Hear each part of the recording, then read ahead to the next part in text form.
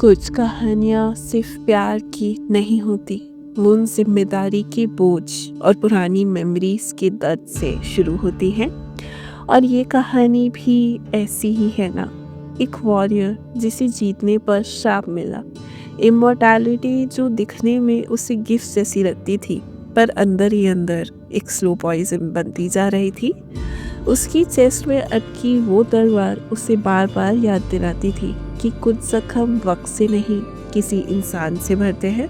और फिर वो मिलता है एक लड़की से जिसके साथ वो अजीब से रिश्ते में न जाने कैसे जुड़ जाता है, जिसका टाइटल तो उसकी जिंदगी में एक गॉब्लिन ब्राइड था, पर उसके अंदर एक हीलिंग की एनर्जी थी जो दूसरों को हील करते करते कई बार खुद थक जाती थी। पर फिर भी वो लड़की उसे जीने का एक रीजन दे देती है। और फिर एंट्री होती है एक रीपर की, एक ऐसी आत्मा जो अपने दर्द को खुद ही भूल चुका था, क्योंकि कभी कभी हीलिंग का पहला स्टेप भी तो यही होता है ना, forgetting what almost destroyed you. और इन सब कहानियों के बीच में एक मास्टरमाइंड होती है, एक ऐसी फोर्स जो हर बार कहानी में एक मिस्टीरियस स्माइल के साथ एंट्री करती रहती है।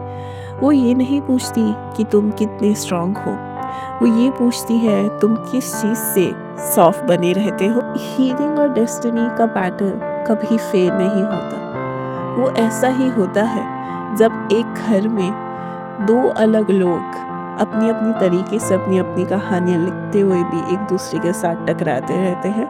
कुछ लोग तुम्हारी लाइफ में इसलिए आते हैं ताकि तुम अपने पुराने वर्जन को दफन करने की हिम्मत जुटा पाओ, और कुछ लोग इससे जाते हैं ताकि तुम समझ सको कि इमोर्टैलिटी का दर्द कभी ना कभी एंडिंग डिजर्व करता है। पर इस कहानी में सारी सुपरनैचुरल चीज़ों के बीच में सबसे मुश्किल चीज़ सिर्फ यही थी कि एक दिल को समझाना जो हील होना चाहता था पर छोड़ना नहीं जानता था। तो सवाल ये नहीं है कि गॉब्लिन का कर्ज कब खत्म हुआ, सवाल ये है कि अगर तुम्हें वो इंसान मिल जाए जिसके हाथ में तुम्हारी तलवार निकालने की ताकत हो, तो क्या तुम उसे अपने जख्म दिखाने की हिम्मत रख पाओगे। A little too much love के एक और एपिसोड में आपका स्वागत है।